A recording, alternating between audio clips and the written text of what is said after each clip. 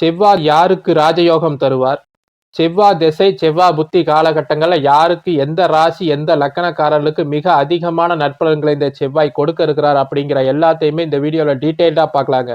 வணக்கம், நான் உங்கள் அன்பு நண்பன் பூசம் பூபதி. வாங்க இப்ப வீடியோக்குள்ள போகலாம். முதல்ல யாருக்கு அதிகமான நற்பலன்களை தருவார் அப்படின்னு பார்க்கறதுக்கு முன்னாடி இந்த செவ்வாய் பகவான் என்ன மாதிரி காரகத்துவங்களின் வழியாக நன்மைகளை தருவார் அப்படிங்கிறத ஃபர்ஸ்ட் பாத்திரலாங்க. முதல்ல இந்த செவ்வாய் தான் சிகப்பு நிறமுள்ள பொருட்களுக்கு காரணமானவர். சகோதர காரகன், நெருப்புக்கு காரணமான ஒரு கிரகம். கட்டிடம், கட்டுமானம், இது மாதிரி சிவில் சார்ந்த விஷயங்களுக்கு காரணமான ஒரு கிரகம். மருத்துவத்திற்கு காரணமான கிரகம். மருத்துவர்களையும் செவிலியர்களையும் மருத்துவ பணியாளர்களையும் உருவாக்கக்கூடியவர் இந்த செவ்வாய் பகவான் தான். காவல்துறைக்கு காரணமான கிரகம். ராணுவ வீரர்களை உருவாக்கக்கூடிய ஒரு கிரகம். யாருக்கு செவ்வாய் வலுவாக இருக்கிறதோ அவர்கள் தான் காவல்துறை, ராணுவம் மாதிரி இடங்கள்ல பணிபுரிய முடியும்.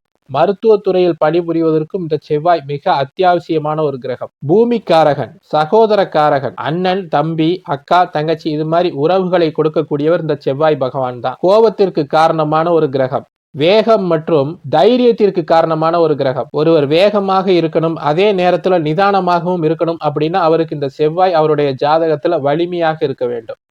ஆயுதங்கள், கூர்மையான விஷயங்கள், இது மாதிரி எந்த ஒரு வேலைக்கும் தேவையான அந்த கருவிகளை குறிக்கக்கூடியவர் இந்த செவ்வாய் பகவான் தான். தெய்வங்கள்ல முருகனை, வேலவனை தன்னுடைய அதிபதியாக கொண்டவர் இந்த செவ்வாய் பகவான்.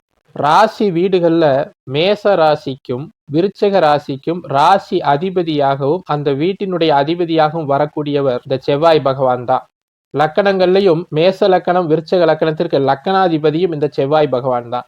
மொத்தமாக 7 வருடங்களை தசாபுத்தி காலமாக கொண்டவர் இந்த செவ்வாய் பகவான். ஆக இவ்வளவு சிறப்புகளை பெற்ற இந்த செவ்வாய் பகவான் எந்த லக்கணத்திற்கு என்ன மாதிரி நற்பலன்களை தருவார், யாருக்கு அதிகமான நன்மைகளை தருவார் அப்படிங்கிறத இப்ப பார்க்கலாங்க.